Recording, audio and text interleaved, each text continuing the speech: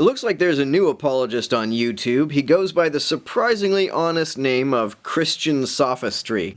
Okay, miracles. So, believe it or not, Christians and critics actually agree on a centrally understood characterization of miracles. And that characterization is the fact that miracles are impossible. Actually, the whole point of miracles is the fact that they do not occur anywhere in the natural world. I don't think you understand what the word impossible means. Where is the natural world? You specify the natural world as though it's some discrete segment of reality, which implies that there is some other kind of world distinct from it. What would this world be exactly? What is it if it isn't natural? Do you mean the supernatural? What is that? Impossible doesn't merely mean that something can't happen in some ontologically restricted region of reality. It means that it can't happen, period. So I don't think you and critics of religion do in fact agree that miracles are impossible, since you seem to have a different understanding of what impossible means. Otherwise, miracles would be seriously underwhelming if we had the ability to point to nature and say,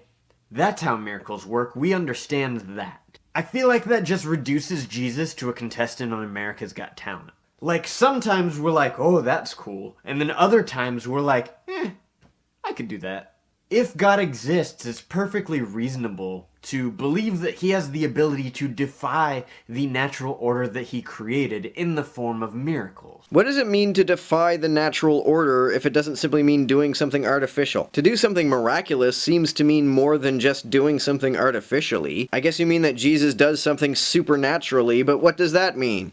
I don't know what it is about critics that makes them think that Christians are all just so gullible that they're so willing to believe in magic. What's the difference between what you're describing and magic? We Christians think that miracles are just as unbelievable as critics do. They seem incomprehensible. Until I understand what you're even talking about, I don't see how I could believe. The difference is that for Christians that validates our belief. So when you hear the claim that Jesus could do miracles, that validates your belief that he could do miracles? Am I missing something? It doesn't seem to me like that follows. And I do think that it's seriously unreasonable to identify miracles as the reason not to believe. When critics tell Christians that miracles are impossible, they're not telling us anything that we don't already believe or know.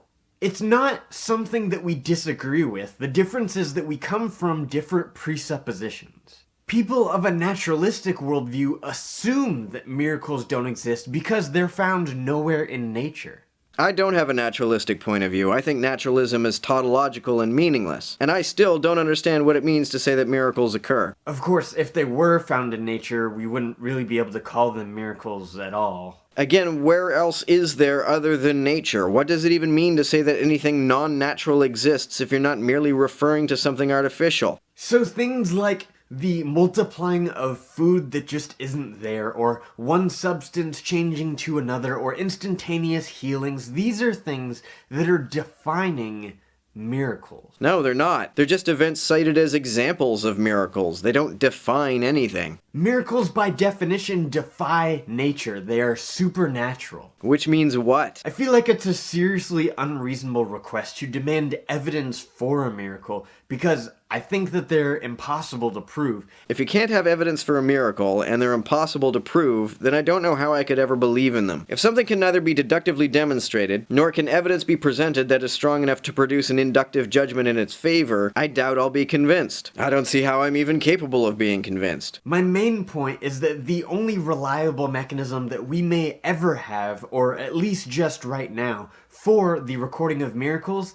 is eyewitness accounts and words that are written down by people. So the only evidence is the weakest possible evidence. But for a lot of critics, that just doesn't seem to be good enough. Science is not capable of observing miracles. So to say that the Bible is unbelievable because of the miracles in it is itself an unscientific claim. It's also not a claim I am making here. Maybe someday I'll be convinced that a miracle has occurred. My point is I don't understand how that would ever happen, given that I have no idea what a miracle is even supposed to be, and there is no way to produce any of the evidence that has ever successfully convinced me of anything. Science has not disproven miracles by observing the natural order. I would never claim that it has. Miracles, by definition, defy the natural order. What does that even mean? It doesn't take a 21st century scientist to know that miracles are impossible, but it does take a reasonably honest assessment to know that that's not a good enough argument to disbelieve it. It is if you understand what impossible means. You clearly don't think that miracles are impossible in the sense that I use the term impossible.